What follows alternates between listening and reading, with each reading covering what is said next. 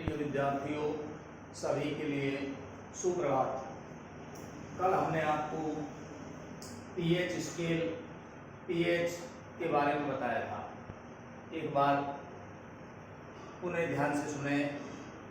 PH scale एक पैमाना है जो किसी अम्ल अथवा क्षार की प्रबलता यानी शक्ति को मापता है। पीएच स्केल में यदि पीएच का मान, किसी विलयन की पीएच का मान 7 आता है तो उस पदार्थ की प्रकृति उदासीन होती है, अर्थात वो न अम्लीय होता और न क्षारीय होता। यदि पीएच का मान 7 से कम है तो वह पदार्थ अम्लीय प्रकृति का होता है, और पीएच का मान 7 से ऊपर है तो वह पदार्थ क्षारीय प्रकृति का होता है। पीएच हाइड्रोजन धनायनों की सांद्रता का ऋणात्मक लघुगणक होती है। ये बातें आपको कल बताई। अब आज अपना टॉपिक है दैनिक जीवन में पीएच का महत्व। सभी बच्चे नोट कर लें, दैनिक जीवन में पीएच का महत्व।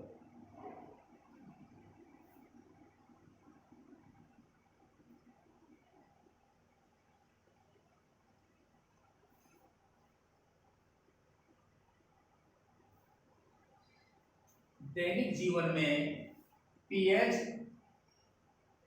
दैनिक जीवन में पीएच हमारे लिए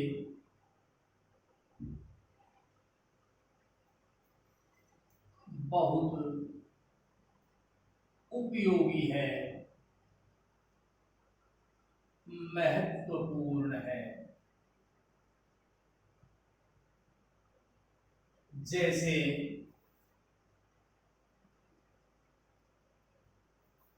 नंबर 1, पीएच का पहला महत्व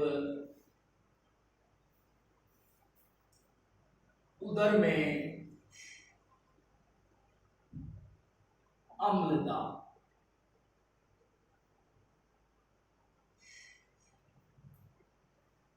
हमारे उदर में यानी पेट में, आमाशय में जठर ग्रंथि होती है जो जठर रस स्रावित करती है। इस जठर रस में हाइड्रोक्लोरिक अम्ल पाया जाता है जो भोजन के पाचन के लिए आवश्यक होता है। परंतु अपच की स्थिति में जठर रस में HCl का स्राव अधिक हो जाता है। जब HCl यानी हाइड्रोक्लोरिक अम्ल की मात्रा उदर के अंदर बढ़ जाती है तो उदर में दर्द व जलन का अनुभव होने लगता है। इसे एसिडिटी या अम्लता कहते हैं, अम्लता या एसिडिटी कहते हैं।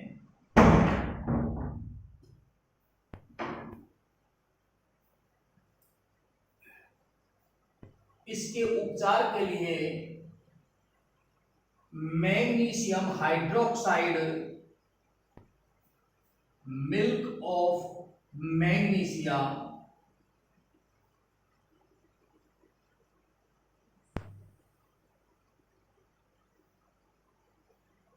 जिसकी पीएच का मान 10 होता है, यानी ये दुर्बल क्षारक है, दुर्बल क्षारक का उपयोग किया जाता है। मैं नोट करवा दूंगा, पहले एक बार समझ लें, दोबारा समझें। पहला पॉइंट हमने बताया उदर में अम्लता। हमारे पेट में भोजन के पाचन के लिए हाइड्रोक्लोरिक अम्ल स्रावित होता है, परंतु अपच की स्थिति में अधिक मात्रा में भोजन कर लेने पर HCl का स्रावण अधिक हो जाता है। इसके प्रभाव से पेट में दर्द व जलन का अनुभव होने लगता है। इसे अम्लता यानी एसिडिटी कहते हैं। इसके उपचार के लिए मिल्क ऑफ मैग्नीशिया, जो कि एक दुर्बल क्षारक है, इसकी पीएच का मान 10 है, इसका उपयोग किया जाता है। ये अम्ल के प्रभाव को निरस्त कर देता है।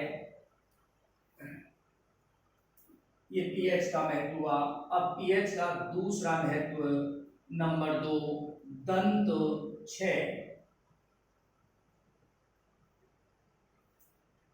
आप जानते हैं हमारे शरीर का सबसे कठोरतम भाग है दांतों पर पाया जाने वाला इनामेल। हमारे मुख के अंदर जो पीएच है वो लगभग 6.5 के लगभग रहती है, परंतु भोजन के बाद यदि हम अच्छी तरह मुंह को साफ नहीं करते, ब्रश नहीं करते, तो भोजन के कण दांतों में चिपक जाते हैं, जिसके कारण बैक्टीरिया उत्पन्न हो जाते हैं। और ये जो बैक्टीरिया है मुख में पाए जाने वाले, ये अम्ल उत्पन्न करते हैं।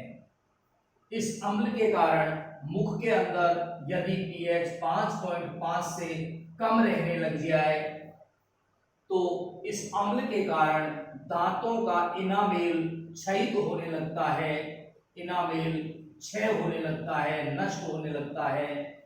इसे ही दंत क्षय कहते हैं।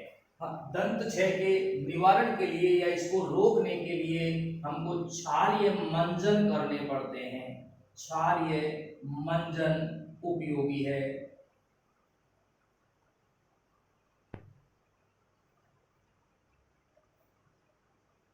नोट कर लें। नंबर 1, उदर में अम्लता, डैश लगा करके लिखें। उदर में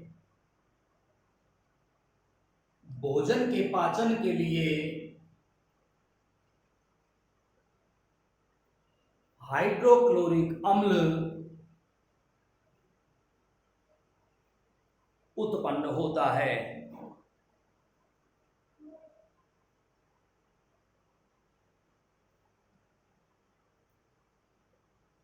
अधिक भोजन ग्रहण करने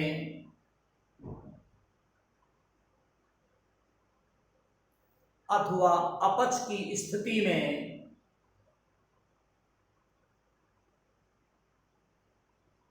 उदर में हाइड्रोक्लोरिक अम्ल की मात्रा बढ़ जाती है, जिसके कारण दर्द व जलन का अनुभव होता है।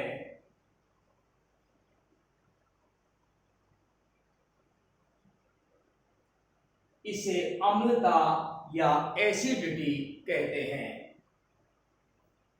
इसे अम्लता या एसिडिटी कहते हैं। पैराग्राफ चेंज करके लिखें।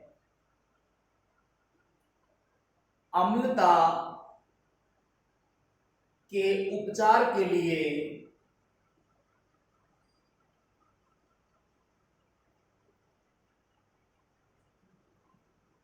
एंटासिड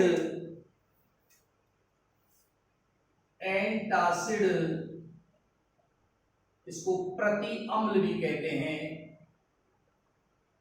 एंटासिड यानी प्रति अम्ल milk of magnesia, milk of magnesia, कोष्टक में सूत्र लिख दें MgOH का होल ट्वाइस,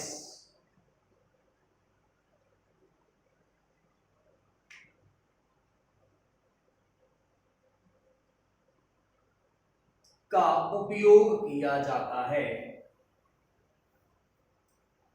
का उपयोग किया जाता है।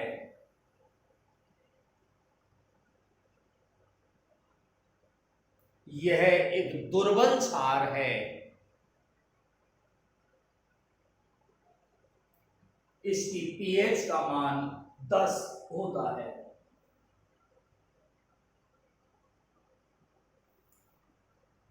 नंबर 2, दंत क्षय।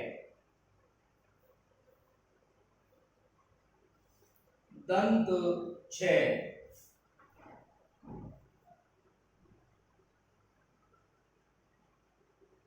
डैश लगा करके लिखें।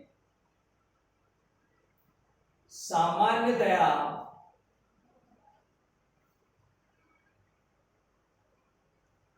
हमारे मुख के अंदर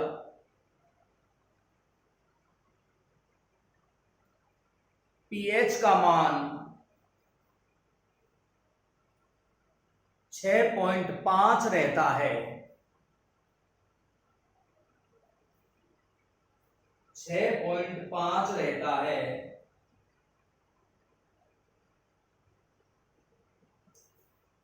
परंतु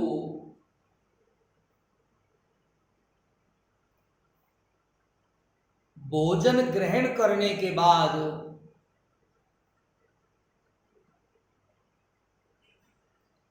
यदि ठीक से दांतों की सफाई नहीं करें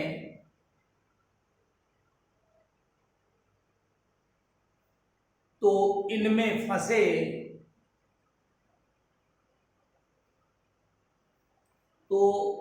यानी दांतों में फंसे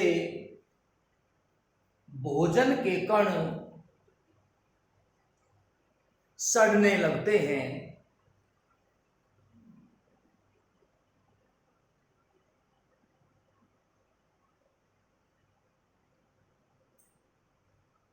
बैक्टीरिया भोजन कणों के साथ मिलकर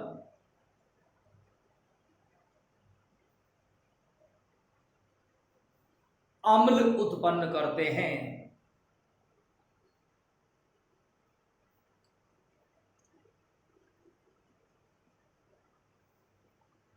इस अम्ल के कारण मुख में पीएच का मान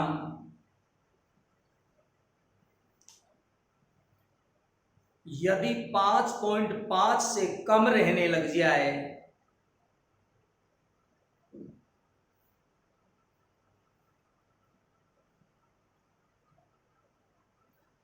तो दांतों के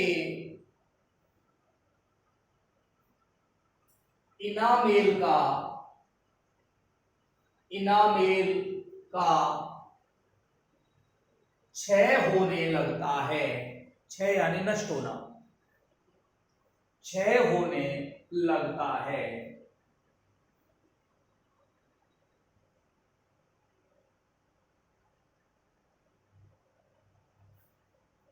पूर्ण विराम। पैराग्राफ चेंज करके लिखें, दंत क्षय पर नियंत्रण के लिए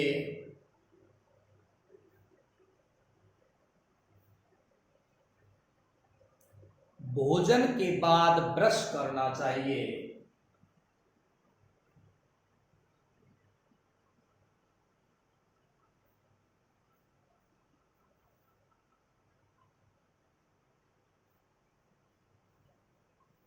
पूर्ण विराम।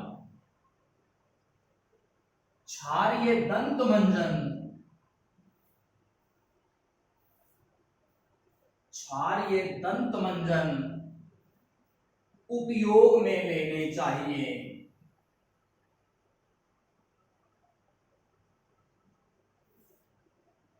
और नंबर 3, तीसरा महत्व पीएच का,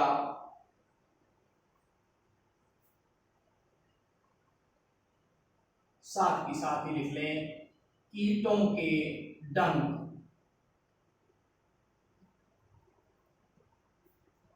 मधुमक्खी,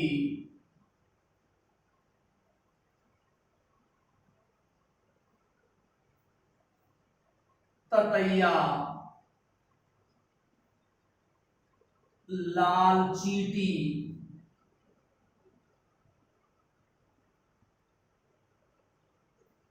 आदि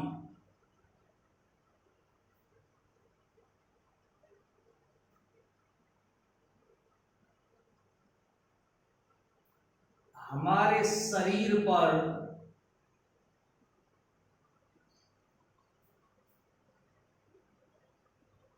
डंक मारकर त्वचा में अम्ल छोड़ देते हैं।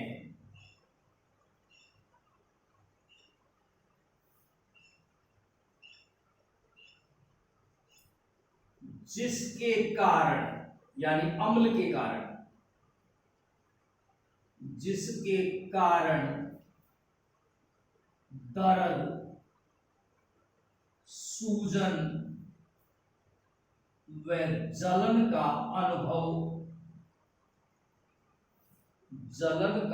अनुभव होने लगता है।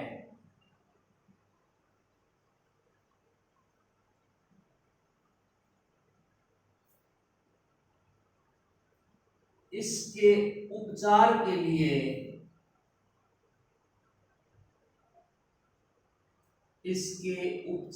लिए दुर्बल क्षारक,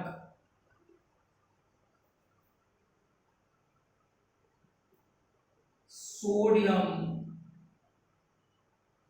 बाई कार्बोनेट NaHCO3 का उपयोग करना चाहिए।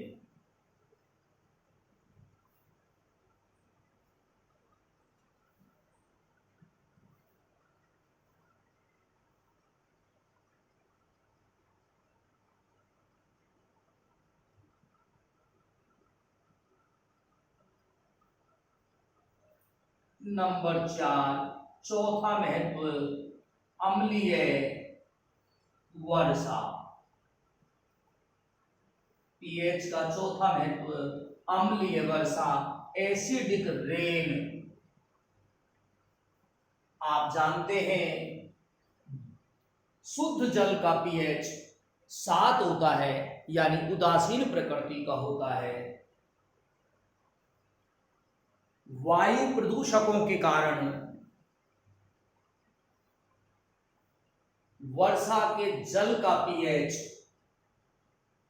7 से कम हो जाता है। ऐसी वर्षा को अम्लीय वर्षा कहते हैं। इसके कारण पत्थर का कौड़ हो जाता है, पत्थर का संक्षारण होने लगता है, मिट्टी की अम्लता बढ़ जाती है। नोट कर लें सभी, अम्लीय वर्षा डैश लगा करके लिखें। यदि अम्लीय वर्षा में डैश लगा करके लिखें, यदि को काट दें।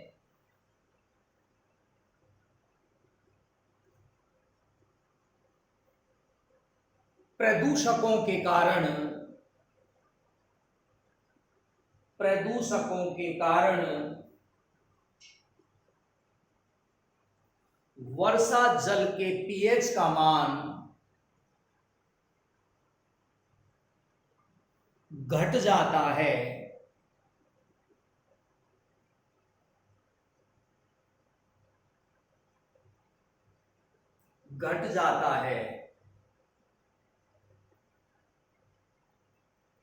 ऐसी वर्षा को अम्लीय वर्षा कहते हैं।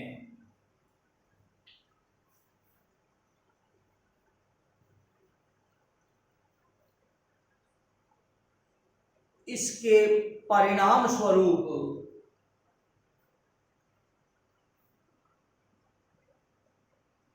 मिट्टी की अम्लता बढ़ने लगती है,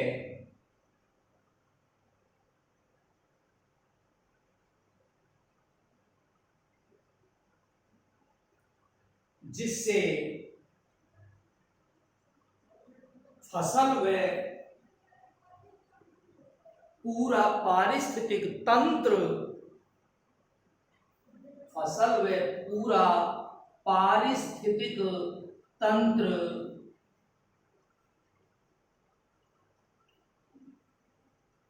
प्रभावित हो जाता है।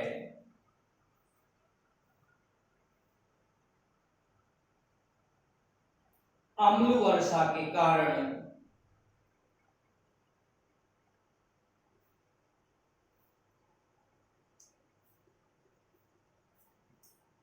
भव्य इमारतों के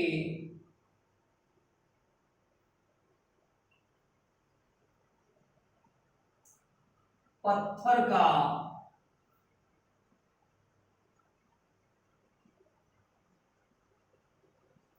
संक्षारण होने लगता है।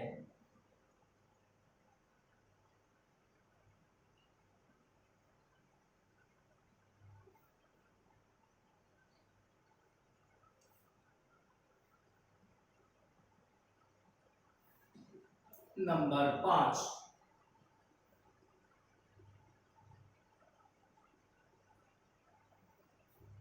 मृदा की पीएच। पांचवा पॉइंट, मृदा की पीएच, मृदा यानी मिट्टी की पीएच।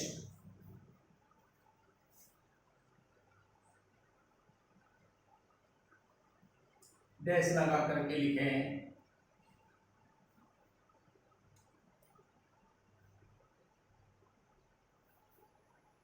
पेड़ पौधों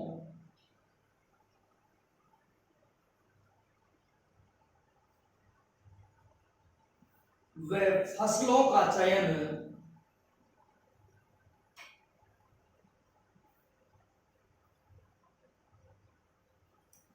मिट्टी की पीएच के आधार पर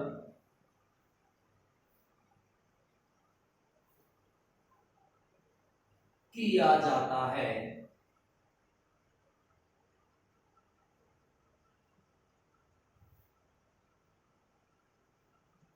पीएच के आधार पर ही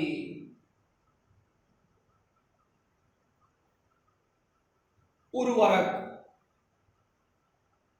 तथा उसकी मात्रा का निर्धारण करते हैं।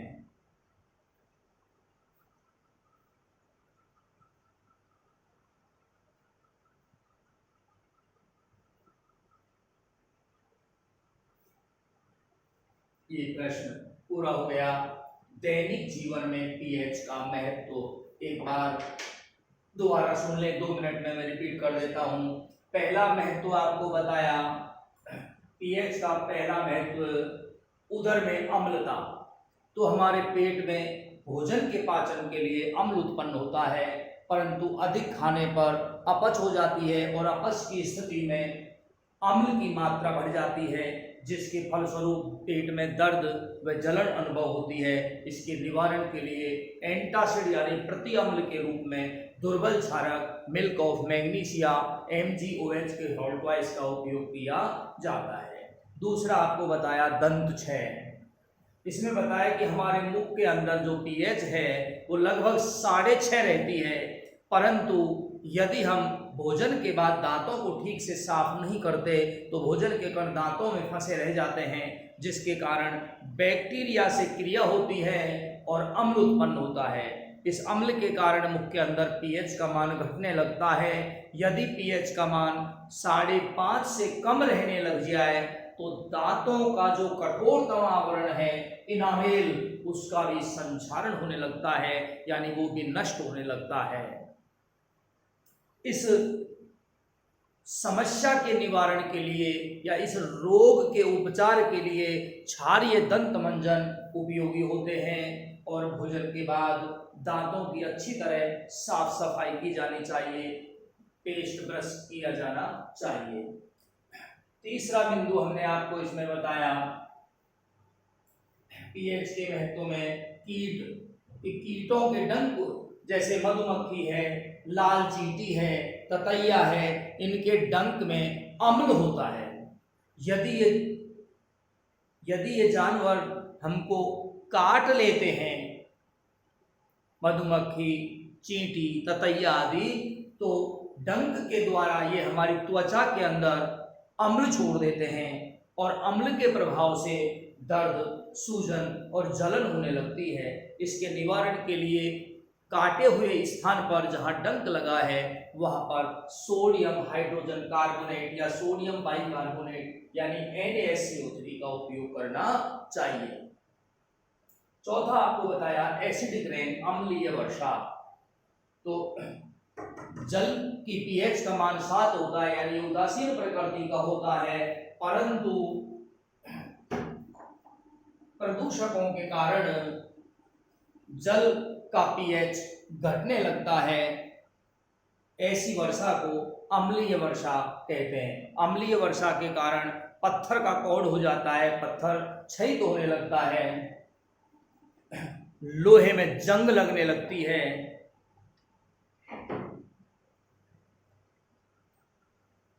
मिट्टी की अम्लता बढ़ जाती है। इन सब के निवारण के लिए हमें वायु प्रदूषण पर नियंत्रण रखना होगा। इसके बाद हमने आपको एक लास्ट बिंदु इसका बताया, मृदा की पीएच। तो मृदा में हम जो फसल बोते हैं, जो पेड़ पौधे बोते हैं, उनका चुनाव मृदा की पीएच के आधार पर ही किया जाता है। कुछ फसलें कम पीएच में अच्छी वृद्धि करती हैं, तो कुछ अधिक पीएच में अच्छी वृद्धि करती हैं। तो पीएच के आधार पर हम फसल का चुनाव करते हैं। इसके बाद अब नेक्स्ट टॉपिक है हमारा दैनिक जीवन में हमारे काम आने वाले कुछ उपयोगी यौगिक। दैनिक जीवन में उपयोगी यौगिक, दैनिक जीवन में उपयोगी प्रमुख यौगिक। देखिए, यूं तो दैनिक जीवन में हमारे लिए अनेक यौगिक उपयोगी हैं, परंतु अपने सिलेबस में जो पाठ्यक्रम में है वो हमको पढ़ने हैं। उनमें 4 तो सोडियम के यौगिक हैं। पहले मैं बता देता हूं कौन कौन से यौगिक हमको पढ़ने हैं।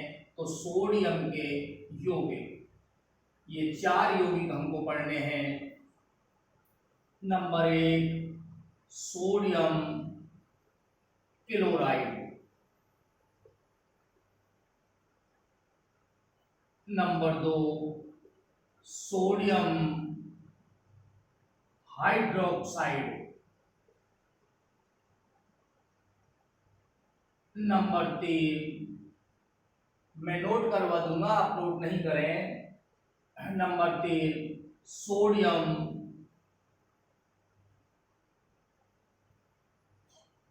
हाइड्रोजन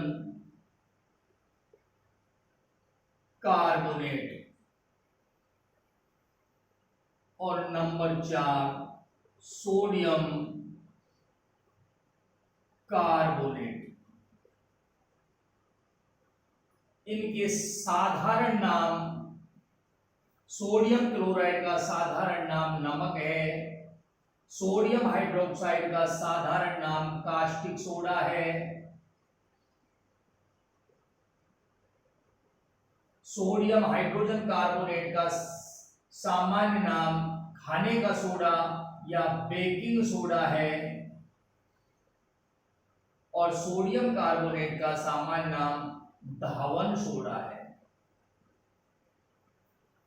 सोडियम क्लोराइड का सूत्र NaCl होगा, सोडियम हाइड्रोक्साइड का NaOH है, सोडियम हाइड्रोजन कार्बोनेट का NaHCO3 है, और सोडियम कार्बोनेट का Na2CO3 है। इन यौगिकों के सूत्र लिखने में हमें मूलकों की सहायता लेनी चाहिए। आपने कक्षा 9 में मूलकों का अध्ययन किया है। जैसे सोडियम कार्बोनेट है तो आप जानते हैं सोडियम Na+1 मूलक होता है और कार्बोनेट CO3-2 मूलक होता है। सूत्र लिखते समय प्लस माइनस पर ध्यान नहीं देते और संयोजकताओं को बदल करके दाईं ओर नीचे लिखा जाता है। तो Na के नीचे कार्बोनेट की संयोजकता 2 आएगी, प्लस माइनस पर ध्यान नहीं देंगे, और CO3 के नीचे 1 जिसको लिखा नहीं है। तो इस तरीके से Na2CO3 सूत्र बना सोडियम कार्बोनेट का। ऐसे ये सोडियम हाइड्रोजन कार्बोनेट है तो इसमें सोडियम धन मूलक है और हाइड्रोजन कार्बोनेट ऋण मूलक है, +1 प्लस और ये -1। एक को लिखते नहीं है तो सूत्र सीधा बन गया NaHCO3। सोडियम हाइड्रोक्साइड Na+ मूलक है 1 और ये OH -1 हाइड्रोक्साइड मूलक है, एक एक दोनों की है संयोजकता, लिखने की जरूरत नहीं है, तो ये NaOH।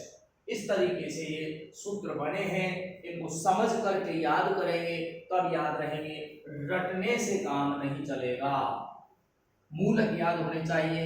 अगले अध्याय में हम आपको मूलक भी बताएंगे, हालांकि वो आपके सिलेबस में नहीं है, आपके सिलेबस में सीधे रासायनिक अभिक्रियाएं यानी समीकरण है।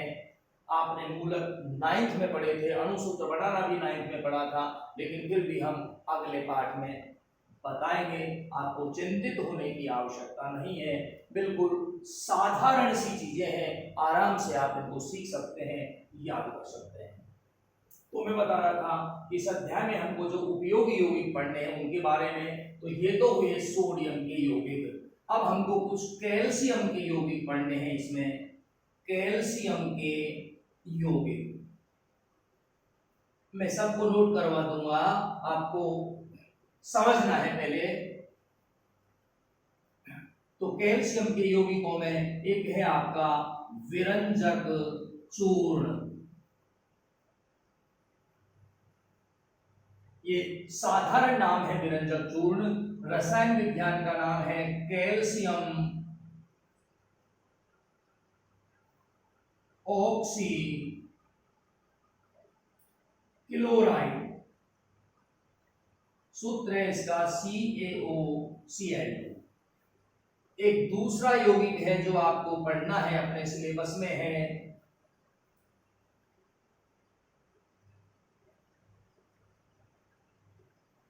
POP, plaster of Paris. और एक तीसरा यौगिक है जो आपको पढ़ना है, जिप्सम। ये आपके सिलेबस में 3 कैल्शियम के यौगिक हैं।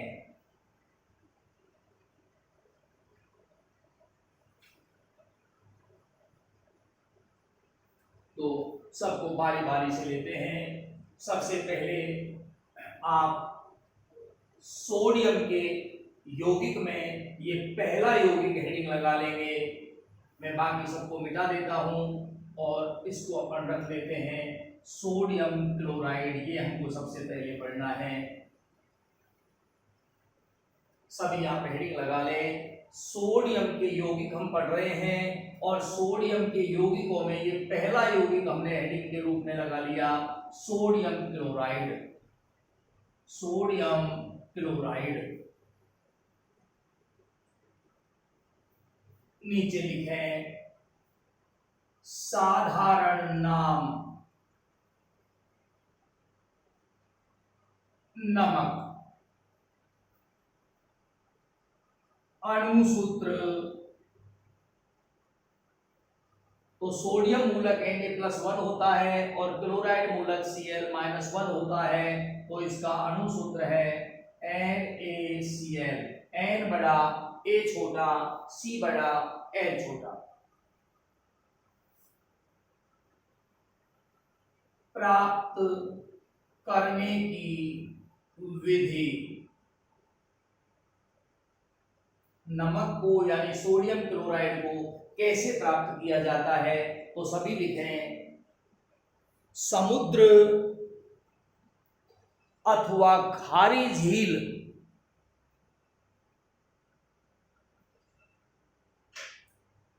के जल का वाष्पीकरण करवाने पर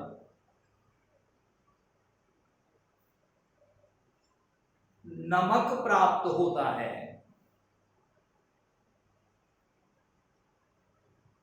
परंतु इसमें कैल्शियम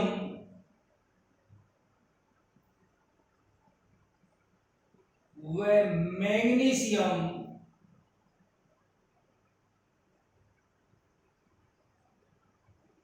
क्लोराइड की अशुद्धियां होती हैं।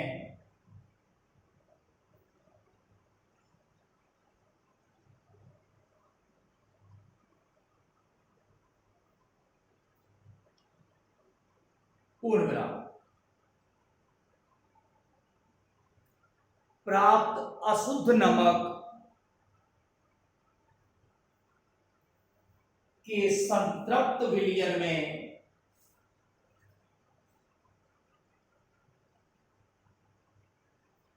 हाइड्रोजन क्लोराइड गैस प्रवाहित करते हैं। हाइड्रोजन क्लोराइड गैस प्रवाहित करते हैं तो हमें शुद्ध नमक प्राप्त होता है। शुद्ध नमक प्राप्त होता है।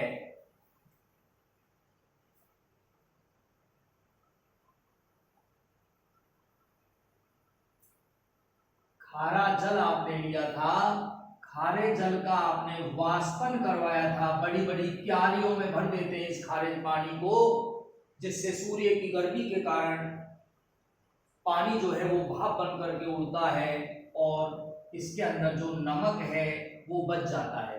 परंतु ये नमक अशुद्ध है। इस नमक को शुद्ध करने के लिए इसका संतृप्त विलयन बनाते हैं, यानी नमक का विलयन बनाते हैं। इसमें पानी मिला करके ये विलयन बन गया और इस विलयन में हाइड्रोजन क्लोराइड गैस प्रवाहित कर देते हैं जी, हाइड्रोजन क्लोराइड गैस। तो हमें शुद्ध नमक प्राप्त होता है। ये आपने लिख लिया है, मैंने संक्षेप में नोट करके बताया है। अब आप लिखेंगे रासायनिक गुण। रासायनिक गुण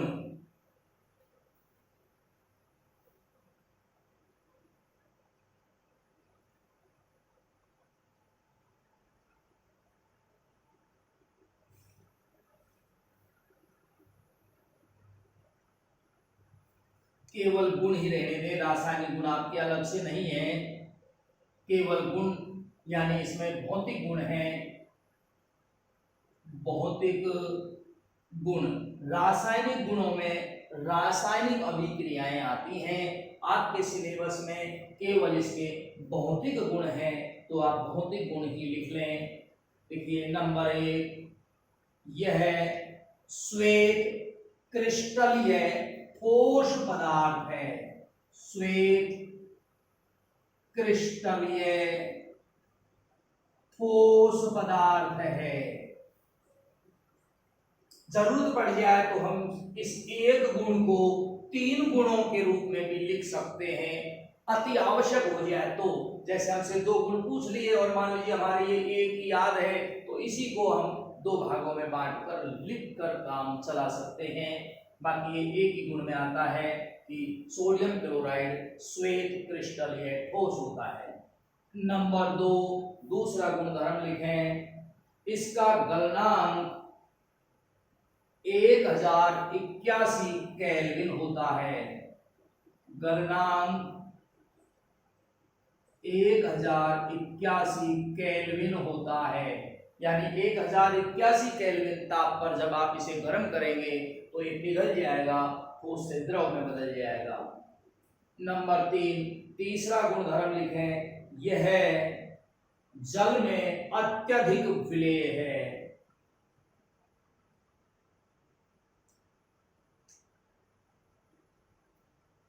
तथा इसमें आयनित हो जाता है।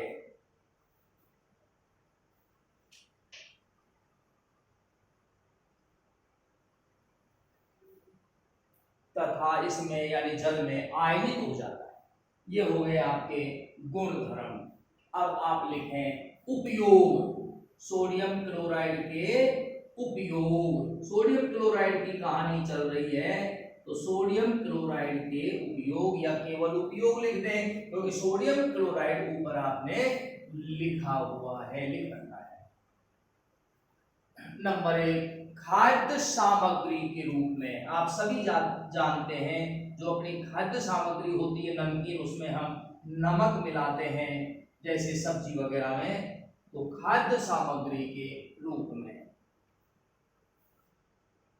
नंबर 2, दूसरा उपयोग लिखें, खाद्य परिरक्षण में, खाद्य परिरक्षण में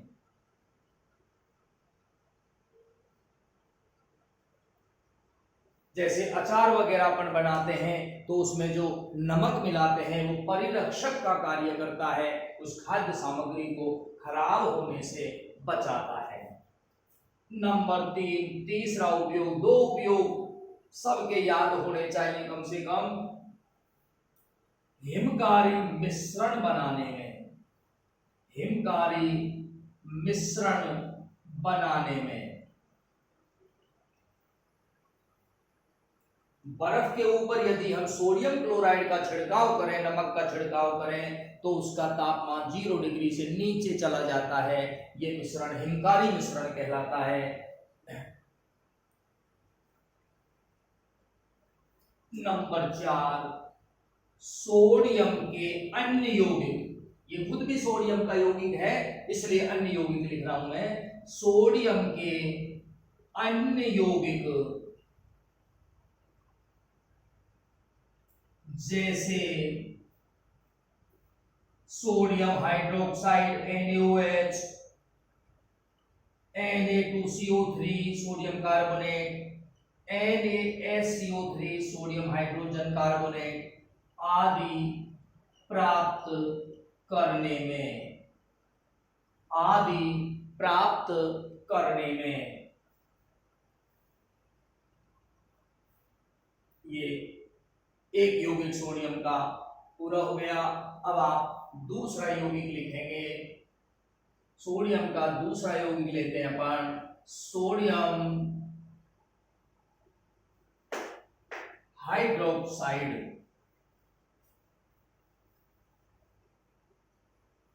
दूसरा यौगिक हेडिंग लगा ले, बीच में हेडिंग लगा दे नंबर 2, सोडियम हाइड्रोक्साइड।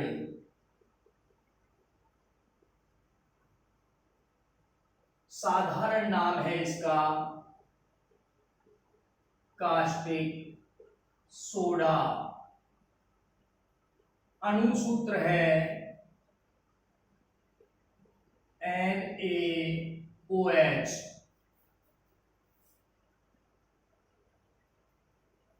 प्राप्त करने की विधि या प्राप्त करने का तरीका,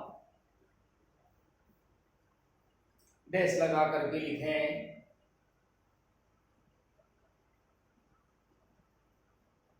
एक विद्युत अपघटनी सेल में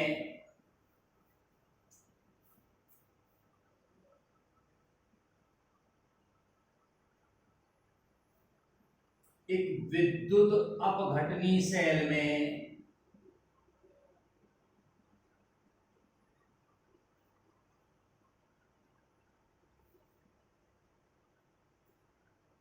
सोडियम क्लोराइड का विलयन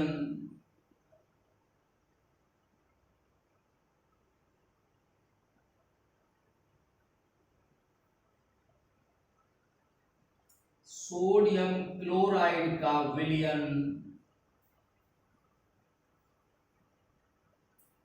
विद्युत अपघट्ट के रूप में लेते हैं। सोडियम क्लोराइड का विलयन विद्युत अपघट्ट के रूप में लेते हैं।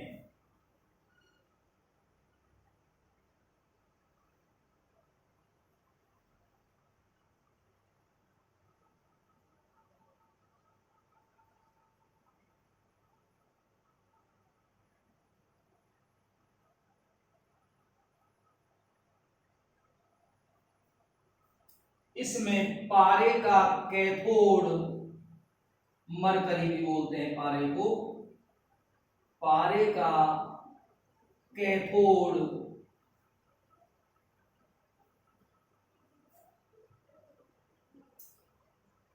तथा ग्रेफाइट का या कार्बन का एनोड लगाते हैं। कैथोड का मतलब ऋणावेशित छड़ और एनोड का मतलब धनावेशित छड़। यानी ये धनावेशित छड़ है और ये ऋणावेशित छड़ है। ये कैथोड का काम करेगा, ये एनोड का काम करेगा।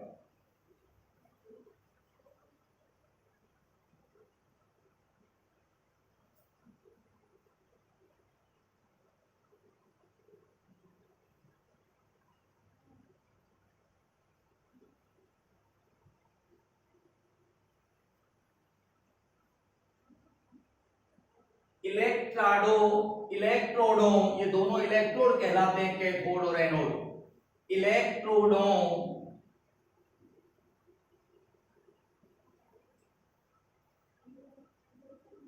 का संबंध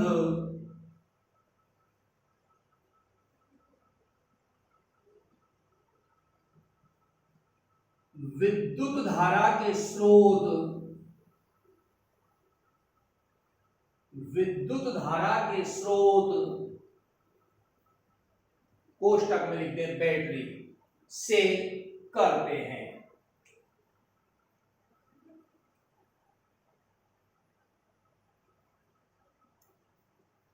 विद्युत धारा प्रवाहित करने पर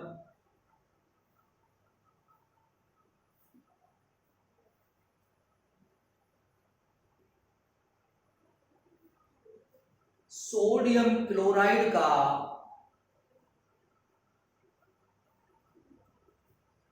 विद्युत अपघटन होता है। सोडियम क्लोराइड का विद्युत अपघटन होता है।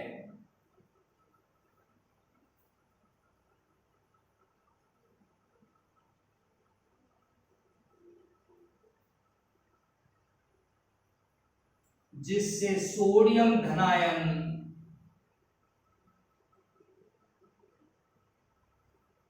व क्लोराइड ऋण आयन बनते हैं।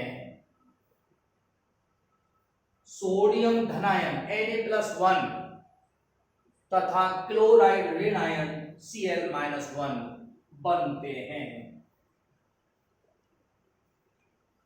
समीकरण नोट कर दें।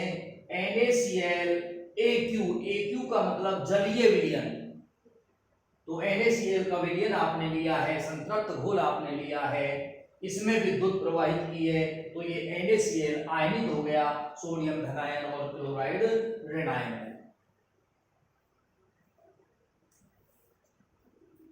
अब बाईं तरफ नीचे इसमें यहां हेडिंग लगा लें, कैथोड पर क्रिया।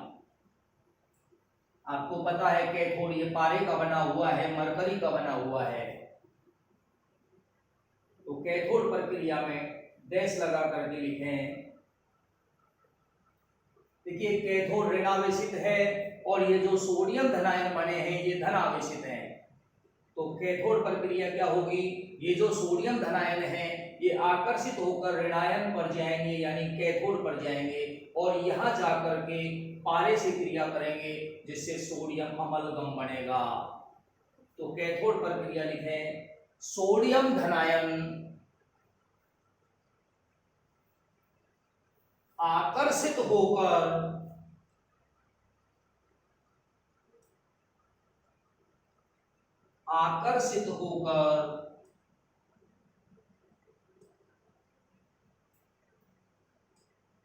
पारे के कैथोड पर पहुंचते हैं।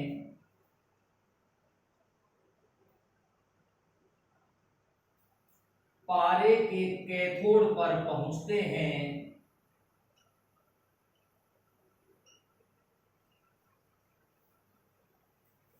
पारे के कैथोड पर पहुंचते हैं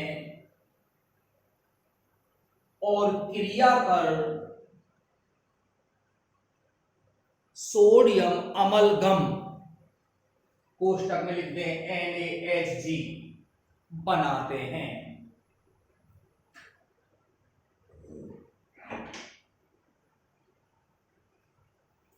सोडियम अमलगम बनाते हैं।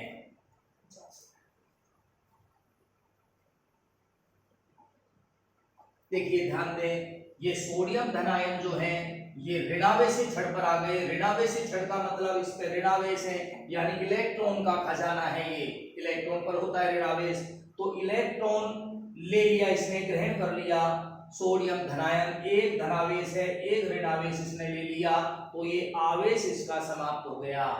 इस पर एक धनावेश है सोडियम पर और इस कैथोड से इसने एक ऋणावेश यानी इलेक्ट्रॉन ले लिया, तो आवेश समाप्त हो गया और ये पारे के साथ जुड़ गया Na और बन गया सोडियम अमलगम। नीचे लिखें इसी में सोडियम अमलगम की क्रिया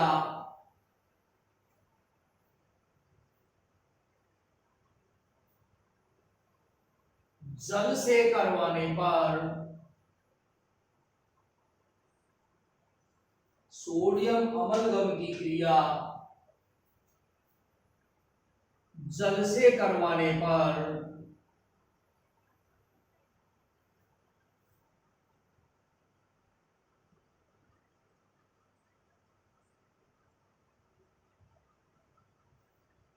सोडियम हाइड्रोक्साइड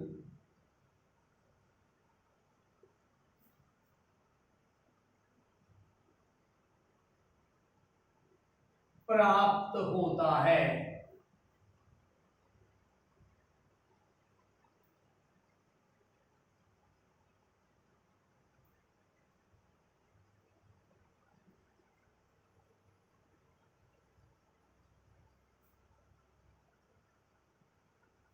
सोडियम हाइड्रोक्साइड प्राप्त होता है।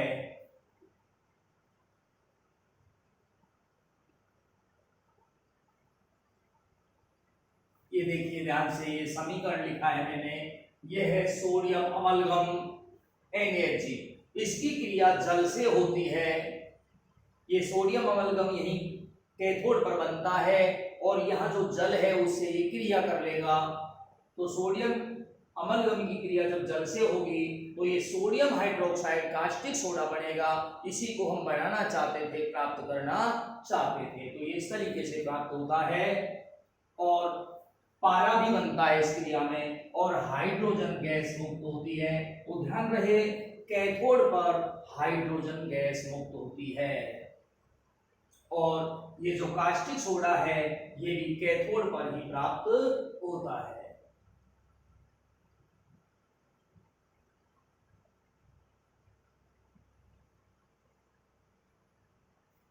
ये यहां पर भी 2 लगेगा, 2NaHg plus 2H2O equal to 2NaOH plus 2Hg plus H2। समीकरण को संतुलित ही लिखा जाता है। संतुलन देख लें, सोडियम के परमाणु एक था 2 से गुना कर दिया 2 हो गए, क्रियाफल में एक था 2 से गुना करने पर ये भी 2 हो गए, बराबर हो गए। ये मरकरी का परमाणु है, एक जो 2 से गुना कर दिया 2 हो गए, इधर ये 2 परमाणु रहे मरकरी के, तो ये भी बराबर हो गए। अब हाइड्रोजन के परमाणु 2 थे, 2 से गुना करने पर 4 हो गए, 2 ये रहे और 2 ये रहे, इस तरीके से क्रियाफल में भी 4 हो गए। ऑक्सीजन के 2 हैं, ये ऑक्सीजन के 2 हैं, इस तरीके से समीकरण संतुलित है। अब लिखें एनोड पर क्रिया, ये चित्र और बनेगा, पीछे बना लेना, पहले ये लिख लें एनोड पर क्रिया। एनोड पर क्रिया तो सोडियम धनायन तो पहुंचे थे कैथोड पर और जो क्लोराइड ऋणायन हैं वो पहुंचेंगे एनोड पर। तो आप लिखते हैं Cl माइनस आयन एनोड पर पहुंचकर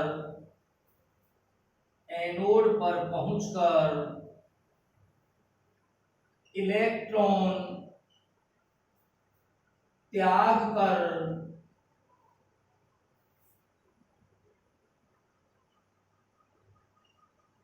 क्लोरीन गैस मुक्त करते हैं।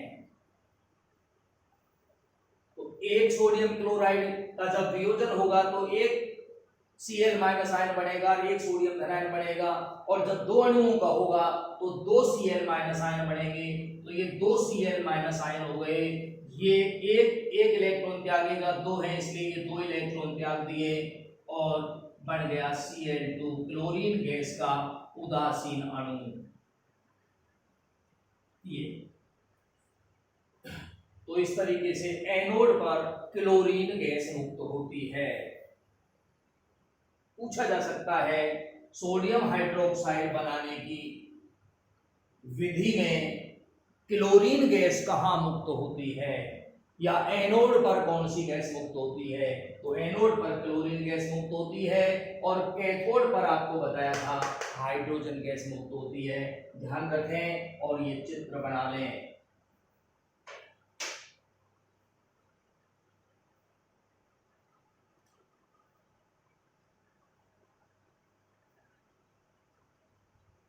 बिल्कुल सिंपल विधि है, थोड़ा सा ध्यान से समझने की बात है। एक ये समीकरण है थोड़े जो आपको सावधानी से याद करनी है। सोडियम हाइड्रोक्साइड प्राप्त करने के लिए एक विद्युत अपघटनी सेल लिया। इस विद्युत अपघटनी सेल में विद्युत अपघट्य के रूप में सोडियम क्लोराइड का विलयन लिया, पारे का कैथोड लगा दिया और ग्रेफाइट का एनोड लगा दिया और बैटरी से जोड़ दिया। जैसे ही आप बैटरी से इसमें विद्युत प्रवाहित करेंगे तो सोडियम क्लोराइड का वियोजन हो जाएगा, आयनन हो जाएगा, यानी ये आयनों में विभाजित हो जाएगा, सोडियम धनायन में और क्लोराइड ऋणायन में। अब ये जो सोडियम धनायन बने हैं ये कैथोड पर पहुंचेंगे जो कि पारे का बना हुआ है, वहां इलेक्ट्रॉन ग्रहण करके उदासीन हो जाएंगे और पारे से जुड़ जाएंगे और बन जाएगा सोडियम अमलगम। क्रिया का समीकरण लिखना है Na plus 1E minus equal to O plus Hg equal to NaHg। इस प्रकार प्राप्त सोडियम अमलगम जल से क्रिया करता है और इस क्रिया में सोडियम हाइड्रोक्साइड यानी कास्टिक सोडा प्राप्त होता है तथा हाइड्रोजन गैस मुक्त होती है। इसके बाद एनोड पर क्रिया होती है, यानी जो क्लोराइड ऋणायन बनते हैं वो एनोड पर पहुंच करके इलेक्ट्रॉन त्यागते हैं जिससे क्लोरीन गैस मुक्त होती है। तो बिल्कुल सीधा सा है। तो आपने सोडियम हाइड्रोक्साइड को प्राप्त करने की विधि समझ ली। अब आप सोडियम हाइड्रोक्साइड के गुणधर्म, सोडियम हाइड्रोक्साइड के गुणधर्म हेडिंग लगा दें और डैश लगा करके लिखें। नंबर 1, यह श्वेत क्रिस्टलीय ठोस पदार्थ है। तीनों गुण सेम हो गए, ऐसे ही सोडियम क्लोराइड के बताए थे। सोडियम क्लोराइड भी श्वेत रंग का होता है, क्रिस्टलीय होता है, ठोस होता है, और ये भी जो है श्वेत है, क्रिस्टलीय है, ठोस है। नंबर 2, इसकी प्रकृति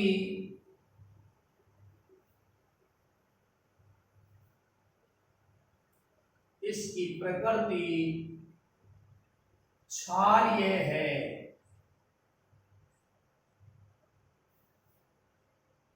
नंबर 3, तीसरा गुण लिखें,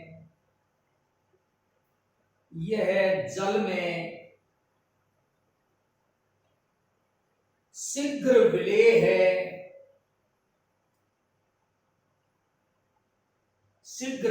है, तथा इसका गलनांक 591 केल्विन होता है। 591 केल्विन होता है, नमक से बहुत कम है। नमक का 1081 केल्विन था और इसका 591 केल्विन होता है, यानी 591 केल्विन तापकर ये ठोस से द्रव में बदल जाता है। उपयोग लिखें अब इसके, साबुन, कागज,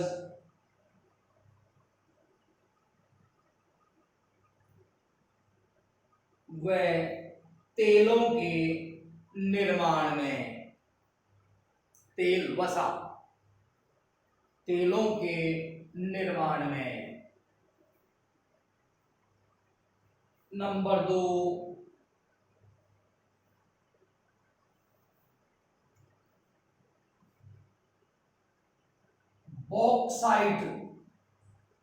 बॉक्साइट, ये एल्यूमिनियम धातु का अयस्क है, एल्यूमिनियम का अयस्क है एक, एल्यूमिनियम का अयस्क बॉक्साइट के शोधन में, बॉक्साइट के शोधन में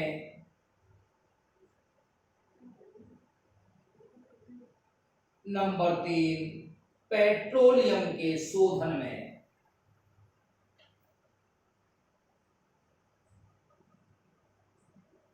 पेट्रोलियम के शोधन में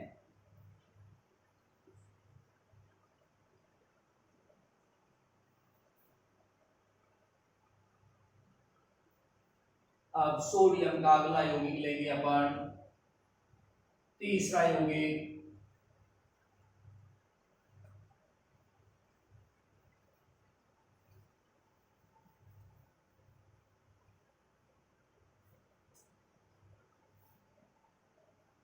सोडियम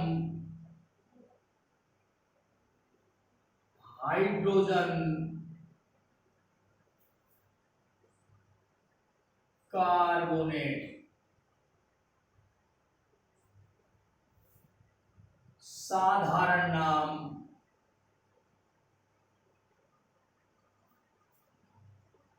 बेकिंग सोडा या मीठा सोडा या खाने का सोडा। अणुसूत्र है NaHCO3, NaHCO3।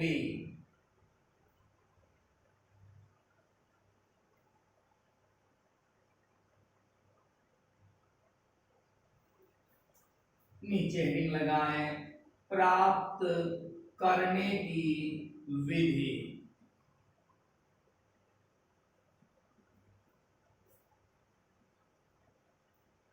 लिखें अमोनिया, अमोनिया का सूत्र होता है NH3, अमोनिया युक्त सोडियम क्लोराइड,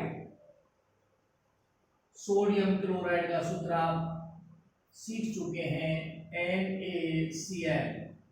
अमोनिया युक्त सोडियम क्लोराइड के जलीय विलयन में, जलीय विलयन में carbon dioxide gas, carbon dioxide gas, सूत्र है CO2, प्रवाहित करने पर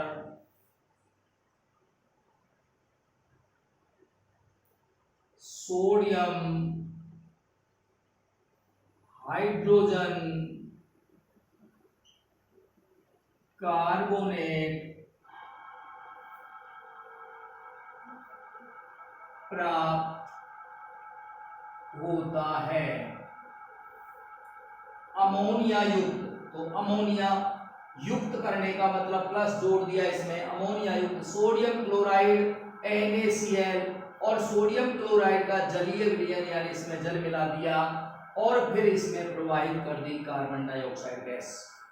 सोडियम क्लोराइड का ये जलीय विलयन हो गया जो कि अमोनिया सहित है, अमोनिया युक्त है, इसमें कार्बन डाइऑक्साइड गैस प्रवाहित कर दी तो बेटा प्राप्त होगा NaHCO3 सोडियम हाइड्रोजन कार्बोनेट और NH4Cl अमोनियम क्लोराइड। ये नौसादर बोलते हैं इसको, साधारण नाम है इसका नौसादर, रसायन विज्ञान का नाम है अमोनियम क्लोराइड।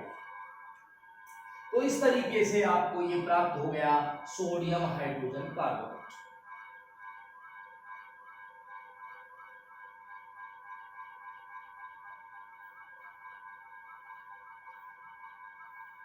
नोट कर लें सभी, अमोनिया युक्त सोडियम क्लोराइड के जलीय विलयन में कार्बन डाइऑक्साइड गैस प्रवाहित करने पर सोडियम हाइड्रोजन कार्बोनेट प्राप्त होता है। क्रिया का समीकरण इस प्रकार है NH3 plus NaCl plus H2O plus CO2 equal to NaCO3 plus NH4Cl। एक अन्य विधि और है, दूसरी विधि भी बता देते हैं आपको। सोडियम कार्बोनेट, सोडियम कार्बोनेट, सूत्र जानते हैं Na2CO3। सोडियम कार्बोनेट के जलीय विलयन में, यानी इसमें पानी मिलाना है, जलीय विलयन में carbon dioxide gas CO2 gas प्रवाहित करने पर सोडियम हाइड्रोजन कार्बोनेट प्राप्त होता है। सोडियम हाइड्रोजन कार्बोनेट प्राप्त होता है। समीकरण लिख देंगे क्रिया का, Na2CO3, ये तो हो गया सोडियम कार्बोनेट। इसका जलीय विलयन बनाना है तो इसमें ये पानी मिला दिया और फिर इसमें कार्बन डाइऑक्साइड गैस प्रवाहित करनी है तो प्लस CO2 कर दिया। और जब ये क्रिया कारक आपस में क्रिया करेंगे तो सोडियम हाइड्रोजन कार्बोनेट प्राप्त हो जाएगा।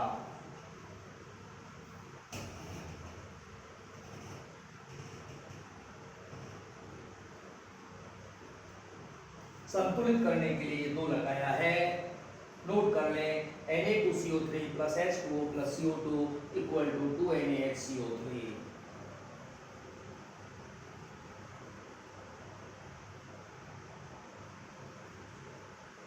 गुणधर्म लिखें।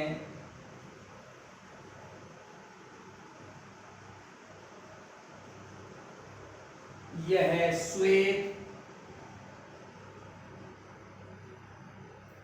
कोमा क्रिस्टलीय, कोमा ठोस पदार्थ है।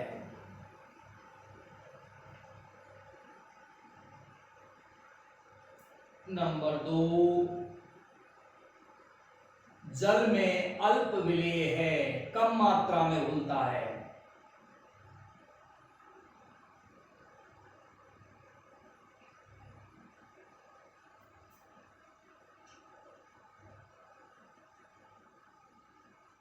नंबर 3, इसका जलीय विलयन क्षारीय प्रकृति का होता है। आपको पहले ही बताया जा चुका है ये दुर्बल क्षार है।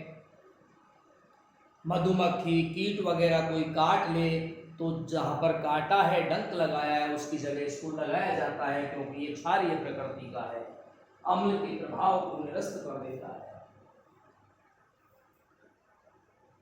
तो इसका जलीय विलयन क्षारीय प्रकृति का होता है। अब लिखें इसके उपयोग।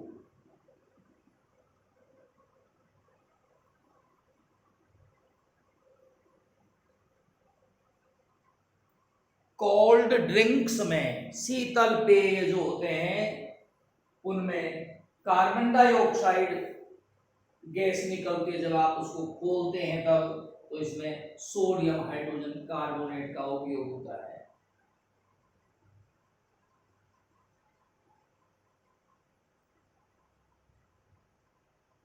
नंबर 2, एंटासिड के रूप में, एंटासिड के रूप में पेट की अम्लता दूर करने के लिए हमने आपको बताया था मिल्क ऑफ मैग्नीशिया का उपयोग करते हैं। इसका भी उपयोग किया जा सकता है, बेकिंग सोडे का भी, क्योंकि ये भी दुर्बल क्षारीय प्रकृति का है। और तभी अपन ये कीटों के डंक वगैरह लगते हैं तो उन पर लगाते हैं। तो एक एंटासिड है ये, तो एंटासिड के रूप में। नंबर 3, तीसरा उपयोग baking powder, baking powder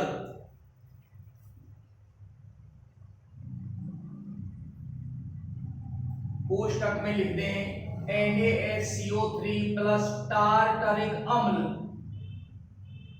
tartaric अम्ल यानी सोडियम हाइड्रोजन कार्बोनेट यानी बेकिंग सोडा में टार्टरिक अम्ल मिलाने पर जो मिश्रण बनता है उसको बेकिंग पाउडर कहते हैं। तो बेकिंग पाउडर बनाने में,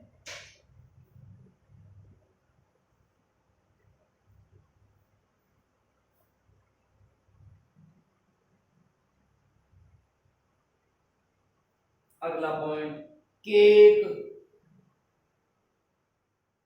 बर्थडे केक वगैरह जो बनते हैं, केक, कॉमा, डबल रोटी,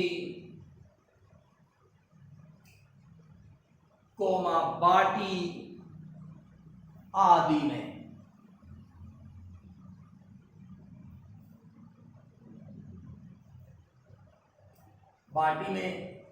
बाटी का जो आटा लगाते हैं उसमें थोड़ा सोडियम हाइड्रोजन कार्बोनेट मिला देते हैं, बेकिंग सोडा मिला देते हैं या बेकिंग पाउडर मिला देते हैं। जब बाटी को सेकते हैं, गरम करते हैं, तो सोडियम हाइड्रोजन कार्बोनेट गरम होकर के अपघटित हो जाता है और इसके अपघटन से कार्बन डाइऑक्साइड गैस बनती है। जब ये गैस बाहर निकलने का प्रयास करती है तो बाटी फूल जाती है, पूड़ी फूल जाती है, केक फूल जाता है, डबल रोटी फूल जाती है।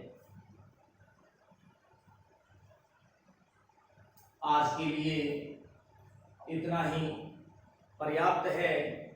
सभी बच्चे यहाँ तक याद करें, समझें और कोई समस्या हो तो मेरे से इस चैनल पर सब्सक्राइब करके और कमेंट्स के द्वारा सॉल्यूशन ले लें। धन्यवाद।